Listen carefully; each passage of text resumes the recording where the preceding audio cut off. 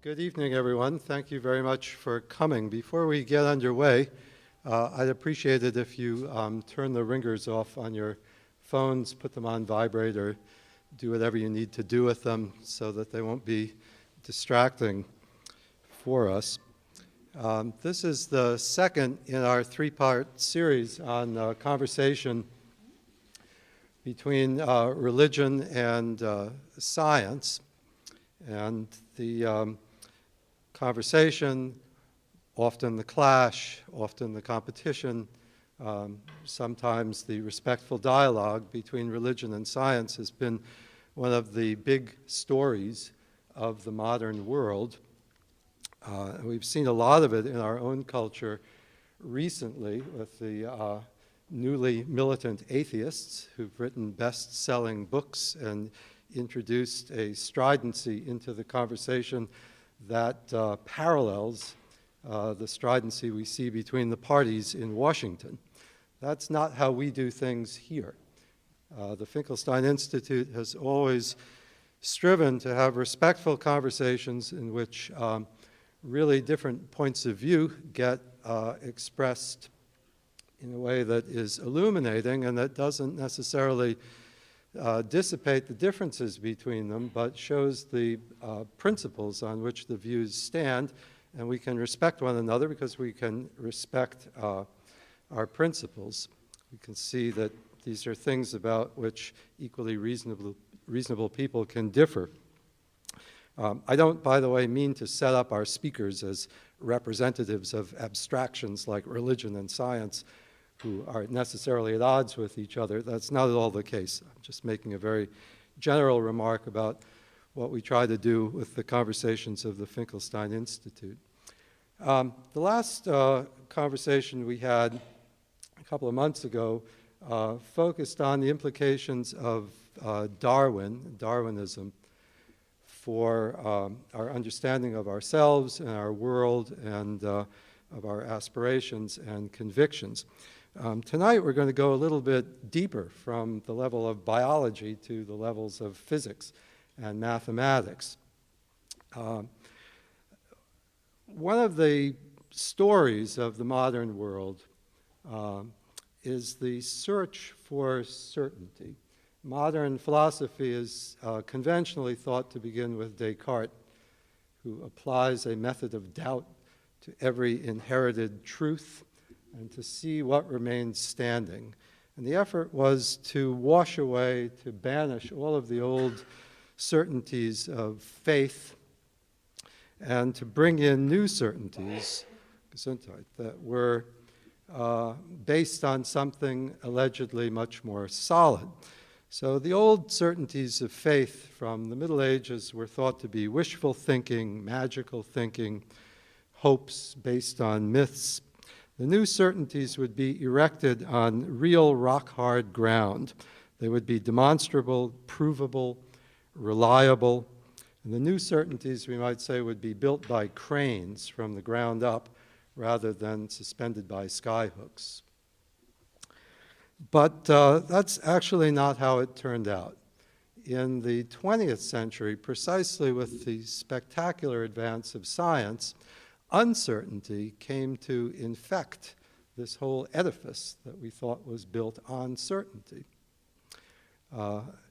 So let me read you just one paragraph from Janna Levin's novel that captures this inkling that the castle of knowledge that we think we inhabit in the scientific world is not as fortified as we thought. You did, didn't you? Olga twists her cup in its saucer as she remembers. I myself was worried from the start. Kurt, you worried us. It was hard for us for a time, to be sure. If not even arithmetic is complete, then what could we hope for from our philosophies, from our sciences, from the very things that were to be our salvation, the buoys that we clung to, perhaps I would admit now with too much desperation, were taken away. She leans against Otto and holds her burning cigar close to her chest. And here we are again with our hopes being crushed. I used to believe that when I was older, I would come to some kind of conclusion, some calming resolution, and then the restlessness would end. I would know something definitive, and questions would fade, but that will never happen. So the characters that Jenna Levin portrays in this very rich and evocative novel often respond with despair to the loss of mathematical certainty, scientific certainty. Another way of response, I think, is a religious response, a response of wonder, a response of, yes, we knew the universe was ultimately mysterious all along. So I think what we're going to talk about tonight are different kinds of responses to this condition that we're in as creatures who wish to know, who can know, but who find that whenever we try to know, uncertainty, doubt infects the objects of our knowledge. So to lead us in this conversation, we have two very talented people. Janna Levin is a professor of physics and astronomy at Barnard College of Columbia University. Her scientific research concerns the early universe, chaos, and black holes. Her second book, the novel A Madman Dreams of Turing Machines, won the Penn Bingham Fellowship for Writers that, quote, honors an exceptionally talented fiction writer whose debut work represents distinguished literary achievement, end quote. It was also a runner-up for the Penn Hemingway Award for, quote, a distinguished book of first fiction, end quote. She's the author of the popular science book, How the Universe Got Its Spots, Diary of a Finite Time in a Finite Space. Janna holds a BA in Physics and Astronomy from Barnard College with a concentration in philosophy and a PhD from MIT in physics. She's worked at the Center for Particle Astrophysics at the University of California, Berkeley, before moving to the UK, where she worked at Cambridge University in the Department of Applied Mathematics and Theoretical Physics. Just before returning to New York, she was the first scientist in residence at the Ruskin School of Fine Art and Drawing at Oxford University, with an award from the National Endowment for Science, Technology, and Arts of the UK. She has written for many artists and appeared on several radio and television programs. Rabbi Shai Held is the co-founder and Rosh Yeshiva at Mechon Hadar and chair in Jewish thought. He served as scholar in residence at Kehilat Hadar, which is an innovative Jewish community some blocks south of here.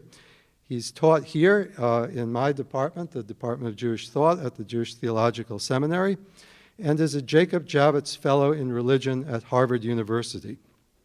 A Wexner Graduate Fellow, Shai was Director of Education and the Conservative Rabbinic Advisor at Harvard Hillel. A graduate of Harvard, he has taught for institutions such as the Drisha Institute, Hebrew College, Mea, and others. He's also the author of a dissertation on the thought of Abraham Joshua Heschel. So without further ado, Professor Janna Levin. Well, thank you for having me here. I love that I only had to travel 2 blocks. That was really nice. Alan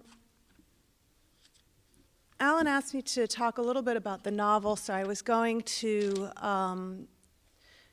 initiate this topic of wonder from the perspective of a scientist by doing so. And I think that the tension that will arise from that is due to the fact that the different scholars that I'll describe had very different notions about what they believed about the world. So there was a convergence in fact in mathematics and science, but a deep divergence in belief.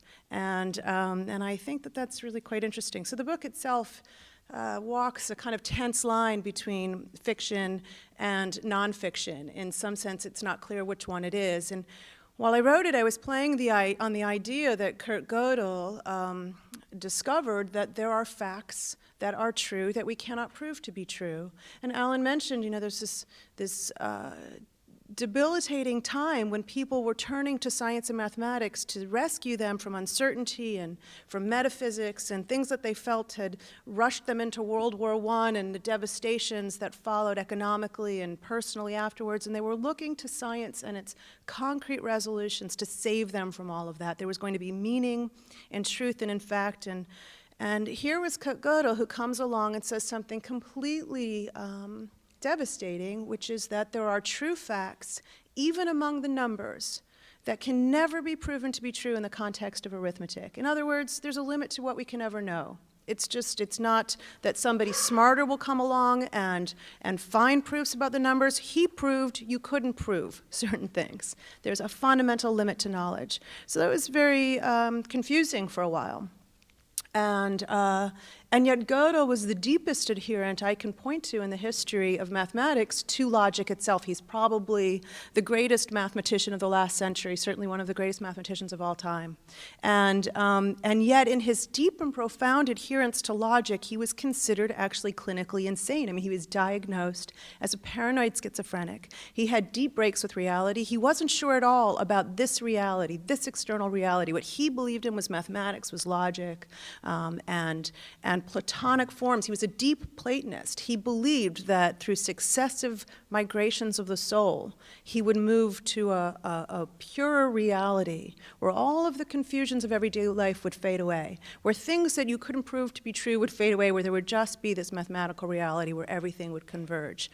And it's very difficult to follow Gödel where he went with his ideas, and yet he had one of the greatest profound impacts on how we view mathematics and the world. So together with Alan Turing, who was a bit younger than him, they were involved in this proof that there was a limitation to knowledge, but Turing became most famous, at least in the popular culture, for his work during World War II. So he was a famous code breaker who cracked the German Enigma code, which was used to encrypt ciphers mostly from the German U-boats. And this was credited as turning the tide in favor of the Allies by several years shortening the war, and certainly some would say really winning the war for the Allies. Now Churchill at that time was keeping a lot of these war secrets close to his chest, so Turing did not become famous in his time. Instead, quite painfully, he was later in a deep sense, persecuted by the very culture that he fought to save. He was an open homosexual in a time where that was illegal. He was convicted of homosexual acts in the 50s and was given hormone treatments, chemically castrated. And 2 years after his hormone treatments, he becomes obese and depressed, and he commits suicide. Now, you can't make this stuff up. You know, you cannot make up these stories. In the one hand, Turing was so fascinated with Snow White and the poison apple that he literally poisoned an apple and bit from a poison apple. There's obviously a lot of amazing imagery there, but it's true. I mean, again, you can't make this stuff up. And Kurt Gödel, by contrast, many years, 2 decades later, commits suicide by self-starvation. He's so terrified that his food is being poisoned by the government that he abstains from eating altogether. He dies 65 pounds in a hospital chair after not eating for, a long time. So, so the story about them has these dark elements, and yet it really plays on the idea that there are true things that we can't prove to be true just by assembling the theorems, that sometimes the closest way you can get to the truth is by stepping outside of the whole system. And so that's the idea of playing with this book as a novel. And again, they very much diverged in their beliefs. So I'm going to read a couple of passages, one about Alan Turing. And this passage is very much about his loss of faith. As an adolescent, he had a kind of cobbled together notion of spirituality and science that he kind of, loosely bound, that eventually fell apart as he became older. And one of the main themes in his life was this unrequited love he had for a classmate when he was a schoolboy who died. His classmate died of tuberculosis. tuberculosis. And at the moment of his death, he clung to this idea that Chris's spirit would live on, that there was a soul, that he believed that in some sense Chris was still alive. And he used to ponder, what does it mean to cobble together this notion of mathematics and spirituality? Somehow he believed he would find God in 1 + 1 = 2, which actually was an alternative title for the novel for a short while. That 1 + 1 = 2, in that somehow God was in it. And then much later, when he makes his greatest discoveries, while he's best known for code breaking, his greatest discovery is really the discovery of the idea of the computer. Alan Turing is the father of the computer. He's the one who realizes you can invent a machine which reads tape with zeros and ones, simple binary code, and executes processes on the basis of this binary code and outputs information, and that you could get this machine to do anything. It could add, it could subtract, and he keeps going to conclude this machine could think. And with that, he starts to think, I could make a mind. I could make a mechanized brain, an electromechanical brain that thinks it's alive. He invents the idea of artificial intelligence. And all of artificial intelligence really hinges on the discoveries of people like Gödel and Turing. So here he is in the passage that I'll read in Cambridge, where he was a fellow, and coming to the epiphany, not just that he could build a mechanized electromechanical brain, but he comes to this kind of stark realization that we are machines. He takes a step back. He says, my thought is mechanized. I am a machine. I am this computer that I've described as this electromechanical machine. I'm just a biological machine. And he comes to this idea of being a soulless biological machine, and he sheds his feelings of spirituality. So in this description, I think what I wanted to play with was the idea that this wasn't an ugly experience for him, but a beautiful experience. And then after that, I'd like to read, by contrast, a little bit about Wittgenstein, who shows up also in the book. So Alan Turing had a lot of contact with the famous philosopher Ludwig Wittgenstein, arguably the most charismatic philosopher of the last century, maybe the most influential. And Wittgenstein was possibly a mystic, although, Wittgenstein scholars out there can argue about this. So I'm going to read a passage where Wittgenstein comes to notions of pure mysticism and where Turing comes to notions of real materialism. So you'll hear characters mentioned in this passage like Chris, which was Alan Turing's unrequited childhood love.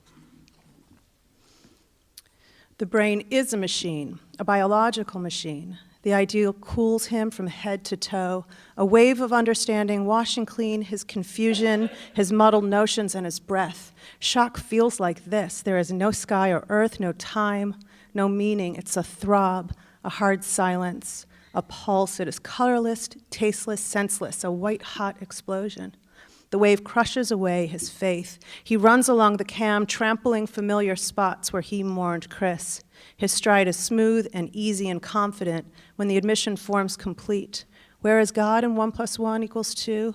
Nowhere.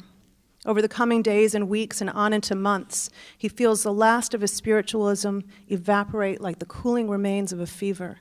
He is left without remorse and wonders how he ever clung to his awkward faith with such emotion. We're just machines. At the age of 23 and for the rest of his life, he embraces, without reservation, a mathematics that exists independently of us, although we, by contrast, do not live independently of it. We are biological machines, nothing more. We have no souls, no spirit, but we are bound to mathematics, and mathematics is flawless. This has to be true. Where is God in 1 + 1 = 2? There is no God.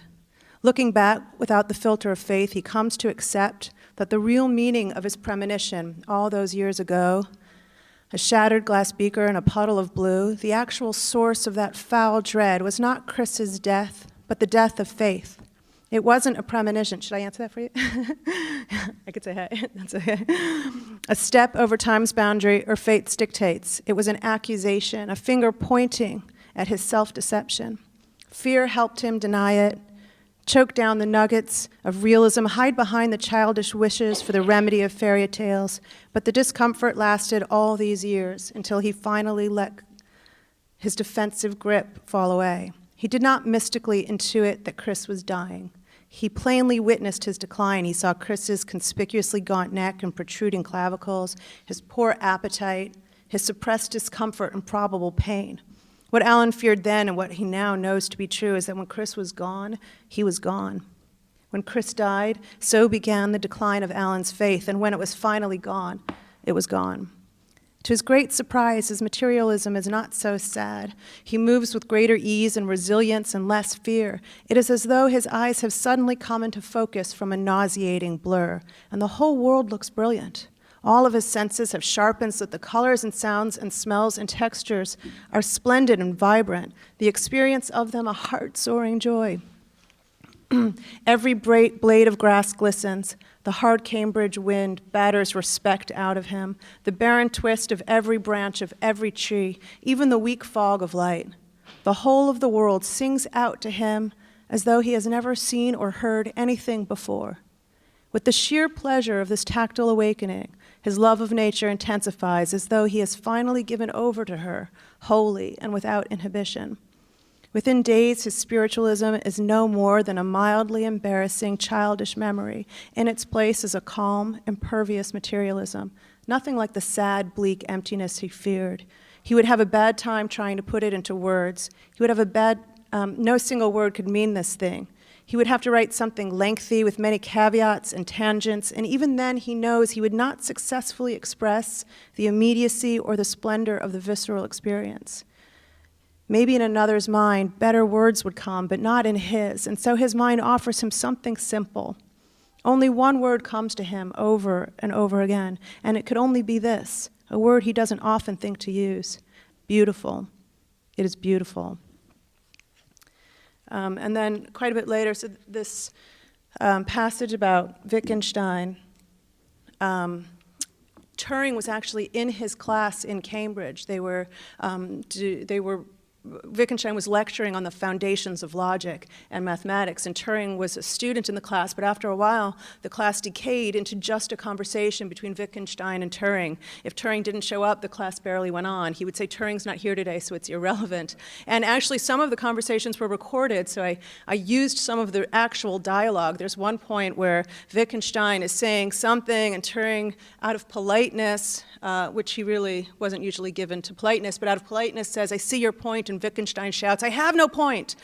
So the whole thing was kind of this odd and difficult to follow debate, and I think that this is why Wittgenstein was so interesting, because his followers believed that this man was going to, again, lead them through the path of science to things that were meaningful. Wittgenstein taught them what we cannot talk about, we must pass over in silence, one of his most famous lines. And they took this to mean anything meaningful can be said precisely, formally, mathematically, and could be proven true or false. All other questions, philosophical, religious, metaphysical, were not meaningful questions. They simply weren't meaningful. And in this passage, I'm really more referring to Wittgenstein, I think I'm going to read an abbreviated version,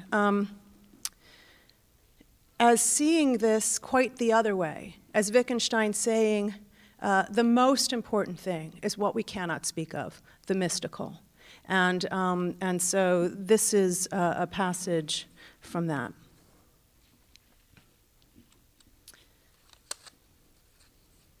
There was a fracture in Wittgenstein's young life, a crisp break that splits his life into two, before and after.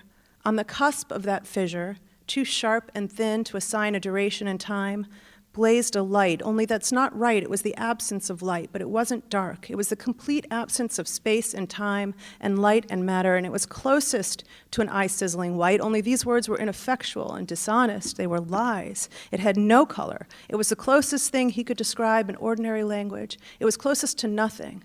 Only it was a dazzling, shining nothing, pregnant with ecstasy. It wasn't a thing, it was a happening, an event, the greatest event of all of his life, only it was not parsed out in time, had no identifiable location in space. On the edge between before and after, Wittgenstein flew. Not his body exactly, not his thoughts either. He, whoever, whatever he is, disengaged from the material of his flesh, from that moment, from that place, and experienced flight floated by the texture of that not energy, not light, not matter, not white, not dark. When he recovered himself, it was as though his body had been draped over him and the limbs reattached, superb prosthetics. Somewhere deep inside, only not in a place, but in a non-place he couldn't name, he was seared by rapture. He never spoke of the event aloud, although he crumpled with a desire to frame it. Every word he tested failed. Nowhere in language could he find the sublime, mystical truth that disfigured him. Then he realized all attempts to describe his flight would fail. There were no words accurate enough, no pictures precise enough. All he could ever hope for was to frame its absence, a negative space carved out of the world. He could only describe what it was not. So he embarked on a complete description of everything on the world in a perfect logical language with the hope that in the negative space remaining, he could point silently to his treasure. The great architecture of the world in ordinary language should create a frame for the most precious of all, that which cannot be said. What we cannot talk about, we must pass over in silence. Thank you.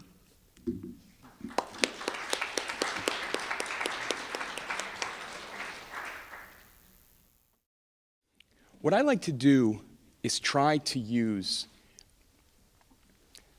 the thought of Abraham Joshua Heschel, both in its most powerful poetic strength and in some of its, I think, weakest philosophical points, to try and explore the question of wonder primarily, and then also a little bit to look at the question of certainty in the way that it occupies or doesn't occupy theologians.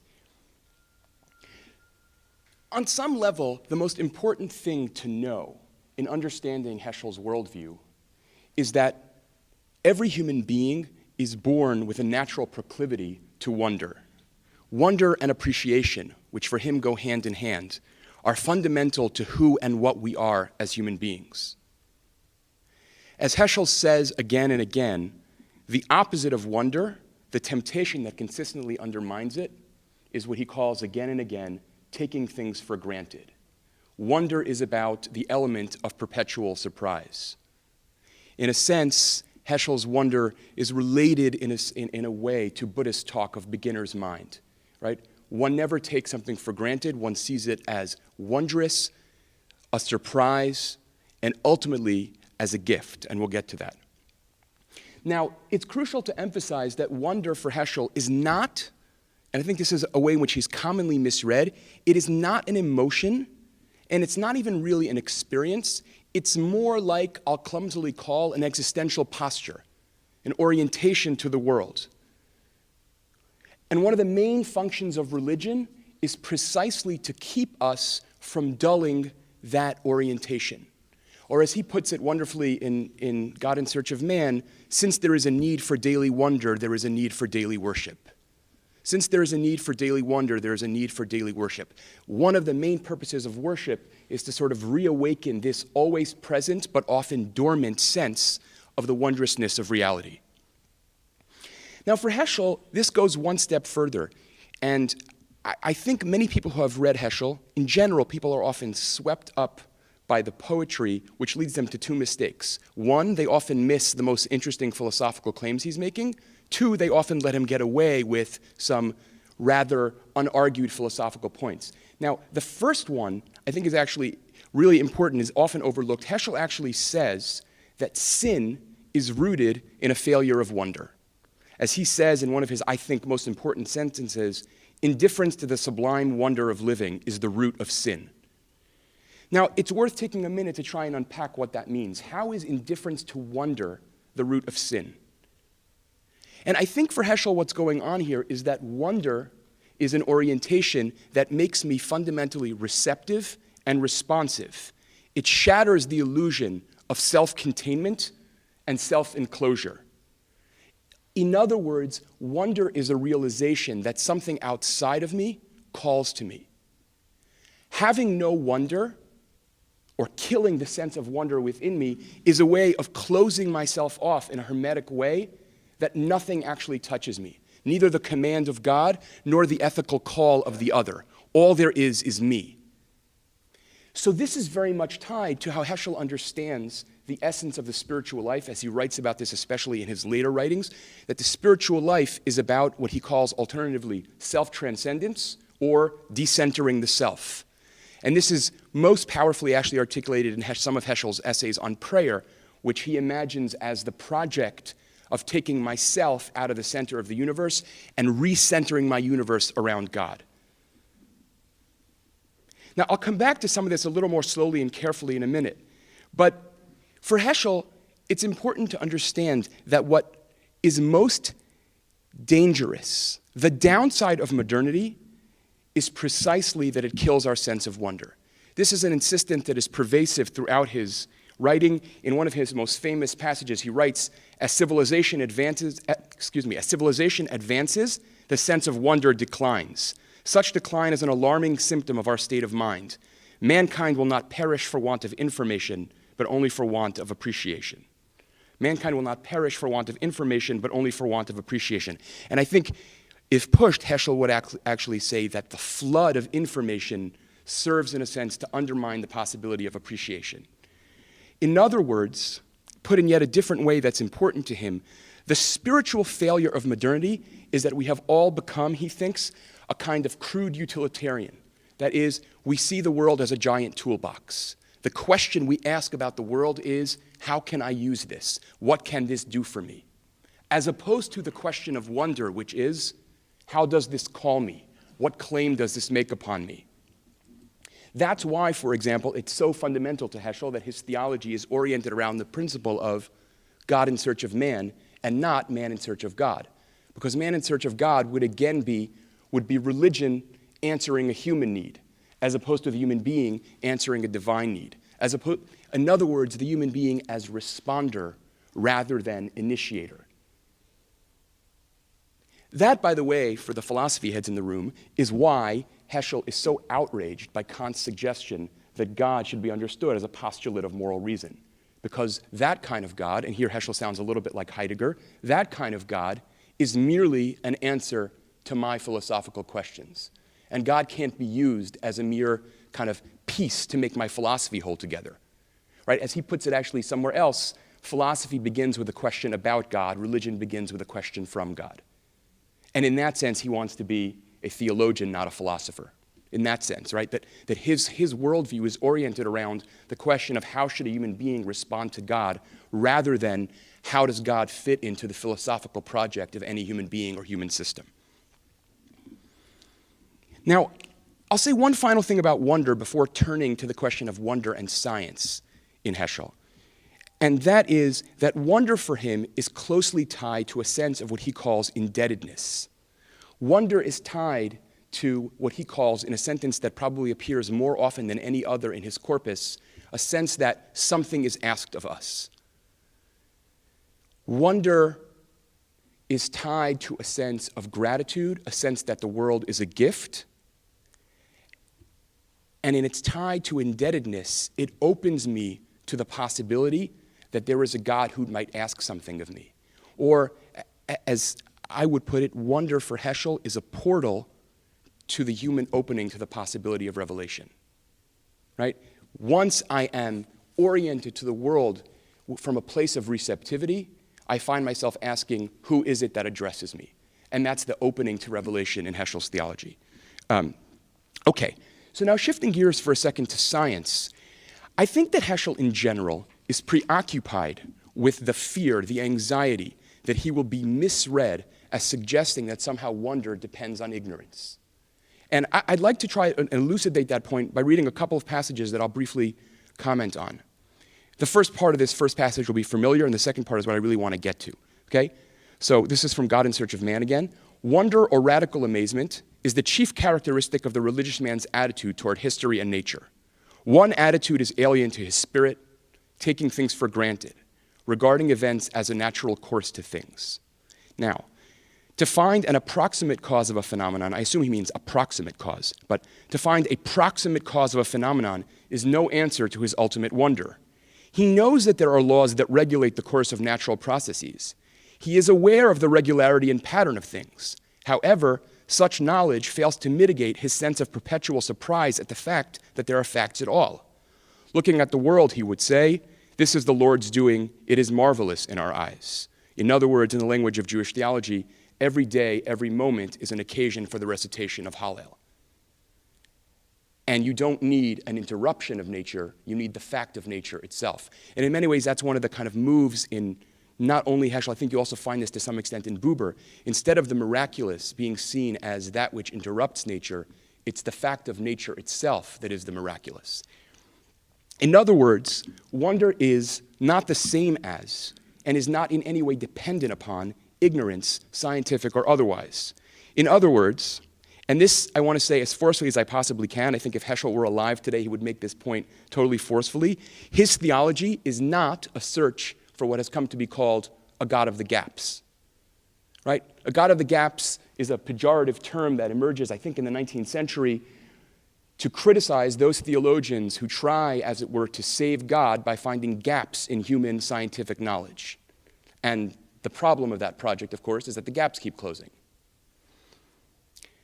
Interestingly, I actually think the most sophisticated attempt to reinsert the God of the gaps into contemporary philosophy is the intelligent design movement, which actually insists that there are gaps where evolutionary science insists that there aren't. Heschel's point, I think, would be, I have no need for that scientific or unscientific hypothesis, right?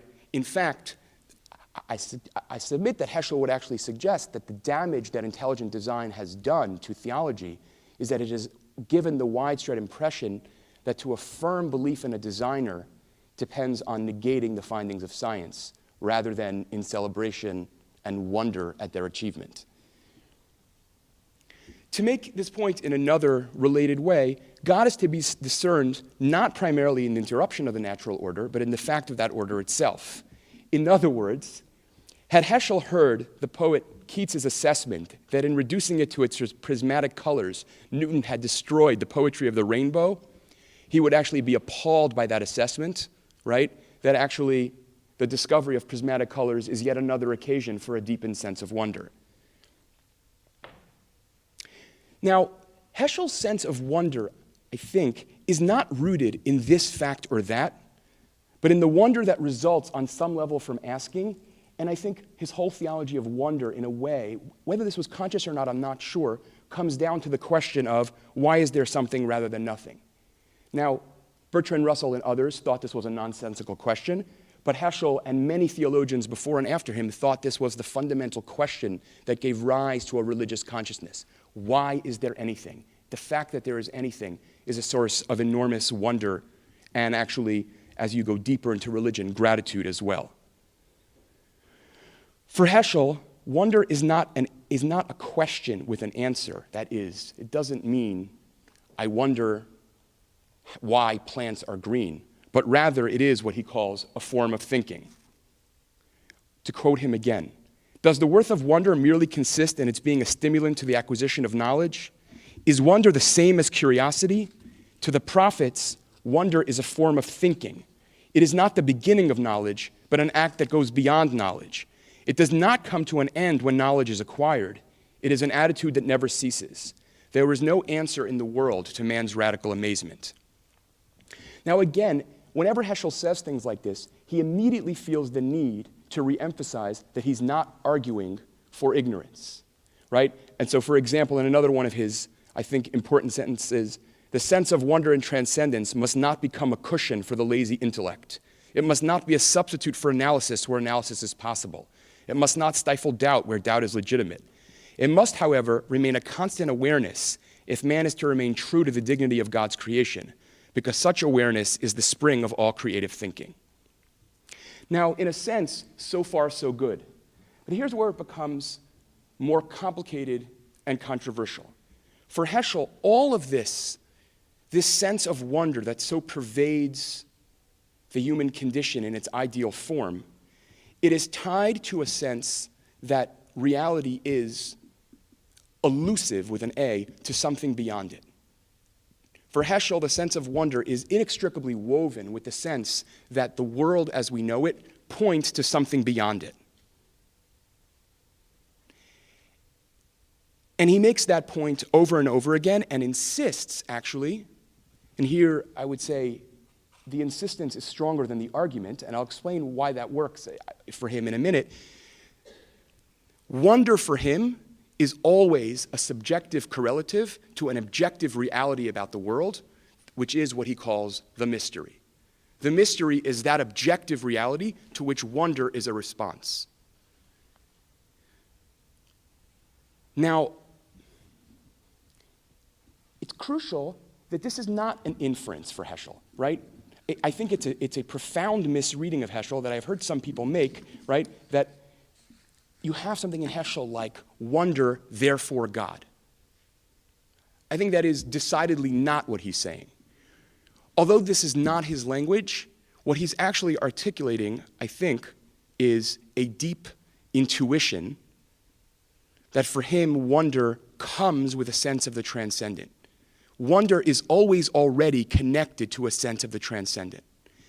And actually, I would suggest that the weakest point of Heschel's theology is that he cannot contemplate the possibility that one could actually have a deep sense of wonder that is not tied to a sense of the transcendent. Sometimes, in my insanity, I imagine Heschel in a conversation with various Buddhist monks who say to him something like, wonder, wonder. What do you mean, wonder God? And Heschel, in the end, I think never really responded to that question so much as insisting in a kind of assertoric mode that, no, that was really authentic wonder. Really authentic wonder is necessarily tied to the transcendent. Now, as a way of illustrating this point, I would actually like to take a minute to talk about contemporary science's most eloquent advocate of the sense of wonder. His name is Richard Dawkins. In 1998, Richard Dawkins, in his merely pompous as opposed to execrable stage, actually says, that was a joke, he actually says, in a book called Unweaving the Rainbow, that one of the projects of science is to restore the human sense of wonder by overcoming what he calls wonderfully the anesthetic of familiarity. The anesthetic of familiarity. But wonder is just that. It's an emotional state, and it doesn't point to anything transcendent. As I said, for Heschel, in contrast, wonder is always already the intuition of something more. Now, Dawkins says, and he could be talking about Heschel, quote, "The mystic is content to bask in the wonder and revel in a mystery that we were not meant to understand. The scientist feels the same wonder but is restless, not content, recognizes the mystery as profound, then adds, but we're working on it." Now, Heschel would be as appalled by Dawkins as Dawkins would be by Heschel, because to say that the wonder is something we're working on, that the mystery is something we're working on, is precisely not to grasp what the mystery is, which is on some level that which can never be worked on. It is connected to what Heschel calls over and over again the ineffable, right? That which can't be spoken, and yet the human being somehow grasps it as true. To make this point one more time, Heschel is not content to revel in the mystery. He is restless for scientific understanding, but realizes that this only deepens his sense of wonder. For Dawkins, the mystery is that which we do not yet know. That kind of mystery Heschel agrees we should work on solving, but that's not ultimately what he means by mystery. For Heschel, the mystery refers to, again, that aspect of reality that escapes knowledge and is beyond it. An awareness of the mystery for Heschel never gets in the way of doing science. It only stands as an objection to scientism and materialistic reductionism, right? It stands in the way against Dawkins the philosopher, but not, or the almost philosopher, and not Dawkins the scientist. Now, just to conclude this, I think that a really interesting discussion that one could have around Heschel's thought, even though I think he was very nervous about this conversation, is to tease apart, to work through the difference between an argument on the one hand and an intuition on the other. Sometimes it's not clear to me, there's too many negatives in this sentence, let me try this in a different way. It seems to me sometimes that Heschel thinks that when he can most powerfully articulate his intuitions, those are sometimes arguments. And they're not arguments, they're precisely the most powerful poetic evocations of a religious intuition. Heschel's greatest gifts as a writer are his enormous capacity to articulate what that intuition is. I think his greatest weakness as a philosopher is when he forgets that those are intuitions and not something else. Now, for Heschel, and with this I'll end, all of this is tied to a really deep preoccupation with the need for certainty, or what he calls, in an attempt to get around modern epistemology, certainty without knowledge. A very interesting notion, certainty without knowledge, to sort of know a religious truth without claiming you can prove it or know it philosophically. And I would suggest, and I say this with tremendous kavod and respect for Heschel, that here he would have done well to take more seriously Kierkegaard's concluding unscientific postscript about the need of theology not to pretend it can have certainty where it can't, and actually to be aware that certainty, even if one could have it, would in some ways be damaging to faith. For as Kierkegaard says over and over, right, what is faith without risk? Faith is precisely the belief in the face of uncertainty. Heschel was too influenced by what Alan talked about, the modern preoccupation with certainty, and wanted to insist that his phenomenological evocation of wonder could lead us there.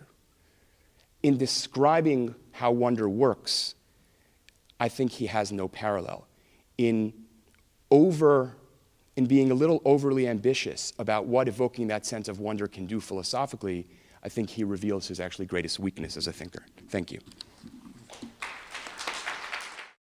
Through asking your questions. The picture that Schei paints out of Abraham Joshua Heschel's thought is one of tremendous complementarity between good science and a profound religious orientation in the world. Although he's begun to indicate some of the problematic aspects of that in Heschel, wonder does not necessarily lead to a full-blown theism or monotheism. I was thinking, as he was speaking of the passage that Jana read about Alan Turing, when Alan Turing came to accept his friend's death from tuberculosis and the finality of it, and unburdened himself of his childhood religious spirituality, he felt liberated. Is that an instance of wonder? The very giving up of religious faith might be an instance of Heschelian wonder to this. So if we were to be given a biological and evolutionary account of wonder as an adaptive mechanism that enhances human survival, that wandering Cro-Magnon men did better in looking for food, let's say, than complacent, incurious ones. Why invest wonder with this sort of supercharged, religious value that Heschel wants to do? But before we get too critical of Heschel, I'd like to ask Jana if the picture that's being painted here of this kind of profound complementarity is significant for you, or if you think it's just a pious fantasy. I don't know which mic to reach for. Well, when you say significant for me, you don't mean me personally, but you mean Right, how I right. perceive Yeah. operationally scientists move. I mean, when you are describing Dawkins speaking about himself as a scientist, I mean, that notion of wonder certainly seems very prevalent among scientists, that is the motivating factor. So I was doing an interview for Discovery Science yesterday, and they're like, why do you work on black holes? That sort of seems so obvious to me. I almost didn't know what to say. It's like, because it's fascinating. I mean, do I have to come up with some platitude? But I struggled to cobble together some answer that sounded like it was pointing to, but it was totally false. The truth is it really is just driven by this feeling of being drawn to something bigger than ourselves that is incomprehensible. And yes, you do want to resolve the mystery, but you don't want it to all be sealed and done. You want to have a job after you unravel, you solve that mystery. You want the next one to be on its heels. And I think So what can I say about that? I can say that, yes, there's no doubt to me that that sense of wonder is very motivating for every scientist, and ultimately it's the most motivating factor. I mean, people can get caught up in anything else, acclaim and accomplishment, but really there are many of us who would just disappear into our little spaces just to have that experience, and it's almost a tactile experience. Now, it's hard for me to speak further about what that might mean for people's disposition in terms of faith, but I should probably turn to you and see what your response is. To the question of disposition Well, to faith? yeah, well, just the idea that you were criticizing in some sense that wonder itself is not an automatic pointer towards the experience of religious faith, and that one can come without the other. But it seemed, well, I guess my kind of, just to propagate the conversation, my question would be, do you need to find an argument for faith, in a sense? Does it require some evidence in the human experience to prove, therefore, that there must be faith, or is it evidence in and of itself? Right, so that's why I tried to invoke Kierkegaard, however briefly, because I think Heschel thought the answer was, well, this is a totally speculative claim, but if you asked him in his own life, did he need certainty beyond the experience itself, I think he probably would have said no. But if you asked him as philosopher, theologian, poet, how to categorize him as itself an interesting intellectual project, he would have said that he felt the need to respond to the culture of preoccupation with certainty. And there, as I've said, I think he overestimated the power of his phenomenology, meaning he was, I think, Book One of God in Search of Man is one of the monuments of the phenomenology of religion and the phenomenology of religious experience. But he thinks it does much more than that. And I don't think he was ever, as far as I'm aware, that he was ever really confronted with the head-on challenge of disentangling wonder from a sense of the transcendent. Now, I should just say maybe as one additional sentence that I'm working now a little bit on trying to figure out whether Heschel is consistent about wonder's relationship to God. Because there are times when it seems like he's saying there's wonder, and wonder becomes awe the moment it has God in the picture. So you could have wonder without awe. But then at other times, I think he literally found that unimaginable in his own experience. And maybe another way of saying this is he was not able to have a sympathetic understanding of the possibility of a meaningful secular life. And I mean meaningful, a world full of meaning that was also secular.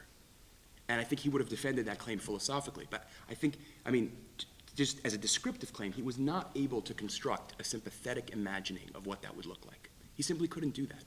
His world was too, I think to himself, obviously God-filled. I don't know if that helps, but. No, sorry. Go ahead. If you want to follow up, go. No, please. So another kind of large general question I have that may be on your minds too is, shy Heschel religious people have to talk about, they have to use concepts like the transcendent, the mystery with a capital M. In the 19th century, I think people of a scientific bent would just laugh at this sort of language. At the close of the 19th century, they pretty much figured that physics was over. It was about to become a complete science before everything got exploded by Einstein and others. So my question is, are these classic, somewhat mystical religious notions, like the transcendent, the permanent, irresolvable mysteriousness of being, does modern physics itself, do modern mathematics itself give us some toehold for these concepts that an earlier age of science would have just derided, laughed at? For concepts of the transcendent. Yeah. Well, that's a tough one.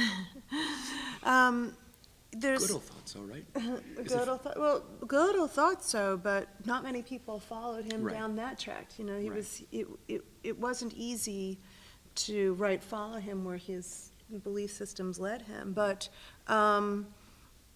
I mean, there's no doubt that we're being challenged with modern theories of theoretical physics to accept scientific models that seem to be incredibly accurate. They work incredibly well. We can build things out of them. We can test things to incredible accuracy, and yet at the same time, they evade our complete understanding.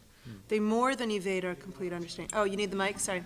So I was just saying that we are in an era where theoretical physics, with its strides in understanding, by making discoveries, new discoveries, and opening the world to us in ways that hadn't been open to us in the 19th century, at the same time are pressing us to accept theories that we don't understand. So to be clear, things like quantum mechanics, or maybe it won't be clear, but to emphasize, things like quantum mechanics, which seem to describe the nature of matter and energy at the highest energy levels on the smallest scales, is one of the best tested paradigms that we have ever encountered. It works phenomenally well. We build things with it. We test it in accelerator experiments. It's an unbelievably successful paradigm in physics. And yet, I think it is fair to say that it still completely challenges us in terms of comprehension. We do not fully comprehend this thing we're using. It's kind of like using your VCR, even though you're not really sure how to program it. I mean, it works, your VCR plays, it's clearly true in some sense that your VCR is actually there, it's playing a tape, but you don't fully understand what's going on there. And this is more than just saying, we'll learn more, it will crack open. It's forcing us to accept contradictory ideas that before we would have said both cannot be true, it's one or the other, and we're simultaneously forced to accept that things have dualisms that are actually paradoxical. So it's a very deeply unsettling, but also kind of thrilling time. A lot of physicists just, they're like, we're plumbers, we use our tools, they work, end of story, I'm not interested anymore. And they have a lot of philosophical faults. They're realists, they're not realists, the electron exists, it doesn't exist. They don't really care that their philosophy is so inconsistent that they, on the one hand, act like realists and the next minute deny the reality of quantum particles. Now, philosophers of science take this as a very serious crisis that we should be arguing about. Now, I'm not sure I'm exactly addressing your issue of the transcendent, but this is certainly a moment in the history of science where we're forced to accept very deep and unsettling phenomena. Now, I personally wouldn't say, it's transcendent. I wouldn't lay that language on it in the spirit in which Dawkins was quoted of saying, look, we're working on it. and I like that spirit. But just to return a second, actually, back to your first question, it struck me from what you were saying about Heschel that there was also a sympathy for knowledge and for discovery, and that wasn't in any way contradictory to the experience of faith, that his experience of being Jewish, or the Jewish philosophy or theology, was one of accepting discovery. Was even more reason to marvel, not less reason to marvel, that he didn't have to be afraid or fight against those flows. And so I guess in that sense, with your prior question, yeah, that is the only way in which religion and science will successfully coexist. But that was kind of 8 answers in once. People can ask questions when it comes time. I mean, Shai, do you think that the sort of faith that Heschel models, which enshrines paradox and transcendence and mystery and epistemic humility, in a way clicks with the science of the 20th century? Well, it's interesting. I have often wondered if Heschel knew what we now know about quantum physics, and I'll say what I now know about quantum physics, that's what Jana now knows, because what I know is quite limited. I think the question I have is, would Heschel regard that as, on some level, vindicating his sense that the universe is inherently mysterious? Or would he be more cautious and say, this is still a form of the God of the gaps? I would imagine the latter. It's what we don't know yet. And though that's not where wonder lies. I think what he would have embraced about the kind of some of the developments in science since his death is, let's say, a greater epistemological humility on the part of the scientific community, whatever that means, about certain basic paradigms of science. But I think he would still be nervous about appealing to those problems as a kind of grounding for his religious life, because ultimately then once again what happens when the problem gets solved. And it's funny, by the way, when you talk about epistemic humility, I would just add one thing. I think there's a paradox in Heschel that I'm not sure he was fully conscious of. I don't see him saying this, is that he's at one and the same time a theologian of mystery and an insister on certainty. And those two don't obviously go together, right? I could imagine someone insisting that a theology of mystery would lead to a place of uncertainty or inability to speak about certain claims. He's kind of, and I mean this not critically, he sort of wants to have both poles at the same time. And that itself requires some teasing out that I don't know that he did, but I think would be an interesting project. But anyway, that's really a footnote to your question. Well, I would say that I respect that somebody would say, I'm going to stand away from that, because that is the God of the gaps. I think that's very much the perspective that scientists would take, even religious scientists, because it's too easy to take something and then try to manipulate it for some other aim, and it deforms under the grip. So this is, many times people have tried to use quantum mechanics to argue in favor of free will or one thing or another, and it always falls apart. It's never been successful. What we know about what we don't know about quantum mechanics is that we don't know. That's all it tells us, and it very much is the God of the gaps, I think. Now, again, maybe this is the final limit to our understanding and it won't be solved, but that no more opens the door, I think. Right. Maybe put it another way, right? As long as a scientist says we don't know yet, it hasn't done the work Heschel needs. The work is only done for Heschel when a scientist says it's unknowable, and very few scientists are willing to do that. Well, we do have unknowable things, which is what you were describing at the turn of the century. Right. Okay. On this God of the gaps business, I took, it seems to me that one makes a distinction between a problem and a mystery. The idea that we're working on it, it implies that everything is a problem. There is nothing that's genuinely unsolvable. There's ultimately no mystery with the capital M. Right. What I took the significance of Kurt Gödel, somebody we didn't speak all that much about tonight, to be for this discussion, is that there is genuine mystery. It's not just a problem. We can't work on it. Thought reaches a limit. And I don't know if that falls into the God of the gaps syndrome, because it seems to me from within the fortress of mathematics itself, mystery is kind of being installed as an ultimate. There's a limit condition on what can be known. And so it's not a problem. It's a mystery in an ultimate sense. Well, just to elaborate on the issue for a second, if I could. So one thing Gödel realizes, which is incredibly deep, is that all the numbers that we deal with in our lives, even the most sophisticated mathematicians, are a subset of the infinite list of numbers. In fact, they're an infinitely small subset. Infinities come in different sizes. We can think of an infinite list of numbers, 1, 2, 3, 4, 5, all the way up to infinity. That infinite list of numbers is a smaller infinity than the numbers about which we can say nothing.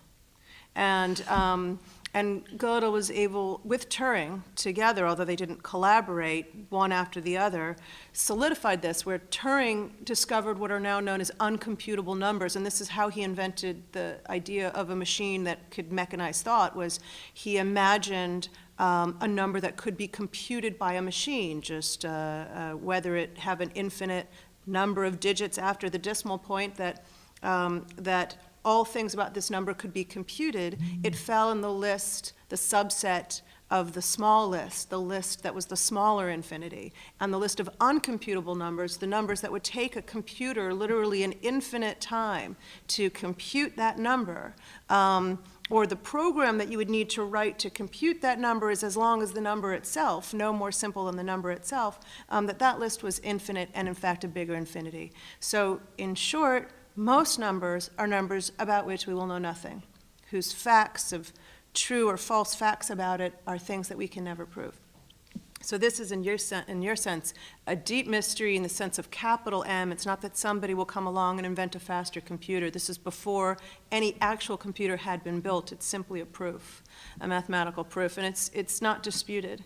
Now, I think that to go from there to faith or away from faith, my confusion about that conversation is it doesn't drive me towards either pole.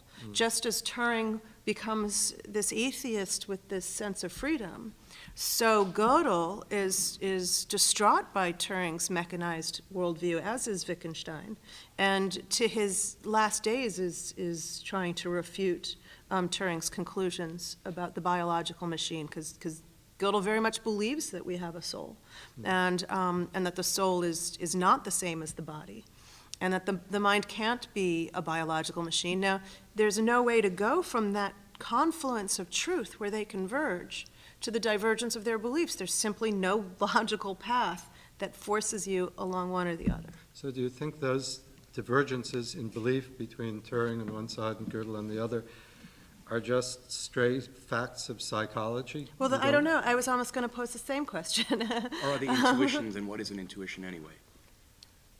I mean, you certainly can follow Turing, or you cannot. And maybe the difference is not in things that can be argued. I mean, that's Right. something that was very interesting to me when you were talking about, wonder meant this. Well, over and over again, we try to use what we have here to prove something else that we don't have here, and it seems like that disconnect is so profound that it's almost doomed to fail. Whereas what Wittgenstein, in maybe my fantasy, maybe a Wittgenstein scholar would just be appalled, but in my fantasy, what Wittgenstein is trying to do is almost the opposite. He's saying, this I can know, and that, although he's sure of it, he can never even speak about. There is no argument that points to it, so he doesn't try.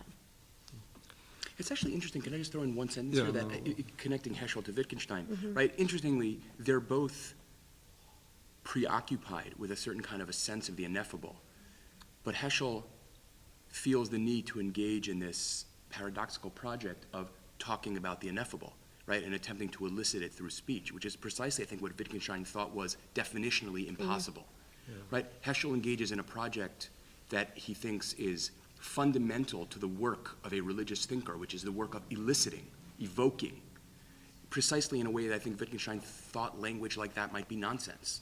Well, I think you said he mistook his description of intuition for an argument. Right. Which is nicely said. People have been very patient. We don't seem to have a microphone out there, so I guess the thing to do is to just stand up where you are and ask a question. Sir. Permit me the presumption of an attempt in 2 minutes to lay out the two broad options in Christian theology in the 20th century, how they relate to this point, because I think it's actually really crucial. So Karl Barth was the great theologian of the claim, right, that religion begins with revelation and everything else is what he calls nachdenken, right, thinking after. Karl Rahner, Paul Tillich, quite a few others were theologians of the view, or of the views, that ultimately people will not be receptive to revelation without your first describing something about the human condition that opens them to the possibility of receiving revelation. In other words, in the words of the great sociologist Peter Berger, the reason why you can't be a Barthian is you have to be there to get there, right? You have to already believe in revelation in order to begin to accept the theological claims. Heschel is very much of that second school, the Rahner school. That is, the project of Book One in God in Search of Man, this is how I understand what he's doing in this book, and I think it's not usually understood this way, but the project of Book One is to point to that proclivity in human life that makes us willing to hear what Revelation teaches. And then Book Two of God in Search of Man is when he then can move to, okay, what do we learn from Revelation? And what we learn from Revelation is an answer to two questions, I think. What kind of God is it that calls us, and what does God ask for? But you can't begin there. You can't get all that far from beginning from the human condition, but you can't not start there. Because if you don't, no one will be interested in what Revelation has to say. right? So that's the paradox. Again, you have to begin with the human, and ultimately only thus can you open to the divine revelation, which tells you most of what you want to know. Heschel nowhere claims, right, that wonder will lead you to a sense of a God who loves you, right? I think what he actually means to say is that wonder opens you to possibility of receiving revelation of a God who says he loves you. So that's a very nuanced claim, but I think that's just the tradition that Heschel lies in 20th century theology, the methodological tradition of beginning with experience as a portal to revelation. Yes, sir. As I tried to say in my talk, I think of wonder for Heschel as a posture. It's not quite a verb that's given in specific instance. It's a kind of fundamental orientation to the world. The question that I think is potentially implicit in the question you ask, that I think Heschel does come down on one side of, but I'm not clear we should necessarily agree, I don't know, is whether or not I have a sense of wonder is a function of will or not. Right? Is wonder something that, on some level, happens to me, either I have it or I don't, or is it subject to a kind of decision on my part? Heschel clearly thinks it's the latter. He says in a sentence in the first part of God in Search of Man, what we lack, it's a kind of play on William James, what we, that is modern man, lack is not a will to believe, but a will to wonder. Whether that kind of fundamental posture towards the world is actually a decision, I don't know. That is related, of course, to philosophy's perennial obsession. Is faith an option given to the will, or is it something sort of deeper and prior to the will?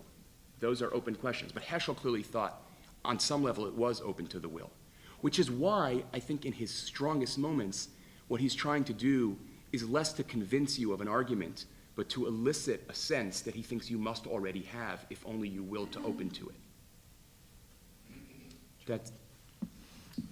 Well, I'm maybe taking too pedestrian an attitude towards the notion of wonder, but Turing was a very childlike character in a lot of ways. He was absolutely lost in his own curiosity, and it mattered more than anything else. I mean, all of his relationships fell away in comparison to the drive to marvel at the world, and it wasn't just a job to get the job done. He wasn't that kind of an adult. He was quite awkward and eccentric, and he loved to just go running and lie in the meadow and stare at the sky, and he was delighted. He would giggle, and he had this kind of hideous laugh that people found grating, that even he described as grating when he heard himself on the radio once. And so he was this kind of charming but awkward character who was absolutely devoted to frank honesty, not very British for a British man. He was not very typical in that way, and he was often considered too forthright and frank. And in fact, when he was convicted of this crime, it was his own admissions. He walked right up to the police and told them what had happened because he couldn't stand hiding things. He had actually been robbed by what he suspected was an ex-lover of his. And it was a minor crime. Some trousers were stolen, an old compass. I mean, nothing of any significance. And all his friends said, don't go to the police, understanding the ramification. But he just couldn't stand any breach of honesty. So I think in that maybe pedestrian sense of wonder, he was completely lost. His whole life was devoted to it. And you can say Turing also, what mattered to him, Gödel also, you could say what mattered to him more than anything was following this path of truth. And again, not for success and acclaim, and again, a very eccentric person. It was 20 years he was at Princeton before he was given a proper position. And he, at that time, had long ago made his greatest discoveries and had really fallen to the wayside in terms of acclaim. Although he was a great friend of Einstein's, and he and Einstein used to walk to the Institute every day together, and Einstein was one of the only people that Gödel actually spoke to. He would call the guy in the office next door as opposed to have to be forced to have an interaction with him. So you could absolutely say that Gödel, the most important thing to him were those walks with Einstein, and when Einstein died, he was really lost in terms of company. So again, Gödel was totally lost in the world of thought and the pursuit of truth for no reward other than that he was compelled to pursue that path. Does that answer your question? Probably not. Ask this question of two his speakers. First, in terms of Heschel, how did Heschel deal with the disorder of the universe? The hurricanes, the tornadoes, tsunamis. Also, how would the scientists deal with the disorder of the universe? Well, scientists say the universe is always tending to a state of disorder.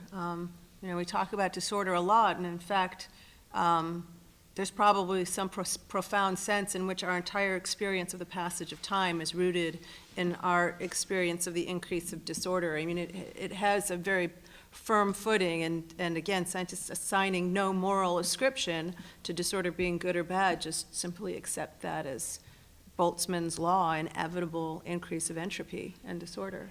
But I think you probably have a different take on that. No, well, it's interesting. And this is ultimately, I think, this is biographically related. Heschel, as a person whose whole world was destroyed in the Shoah, the problem of evil for Heschel, unequivocally always, is the problem of moral evil. I think you are hard-pressed to find any real confrontation with the problem of natural evil in Heschel. And the truth is, I think from a philosophical perspective, one could make a good argument that that's actually a much bigger theological challenge than the problem of moral evil, because there is no other agency to attribute it to, right? You can't sort of fall back on a version of the free will defense, however inadequate that might be. I think it's interesting. It's Heschel's fear, I don't want to say fear, his resistance to the notion that the world is morally chaotic, that I think is one of the great buttresses of his faith. In other words, and I think he comes close to saying this in the Prophets,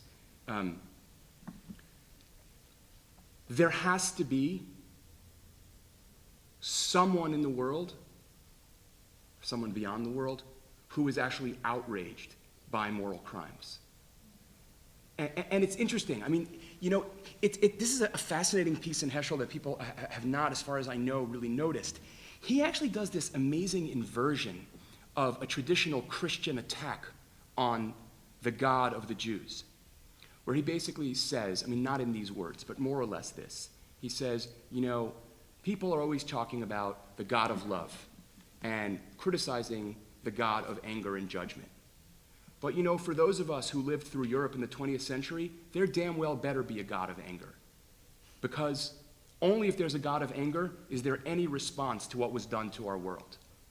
Now, I don't know what that is. Is that a philosophical argument? Is that a kind of existential cry?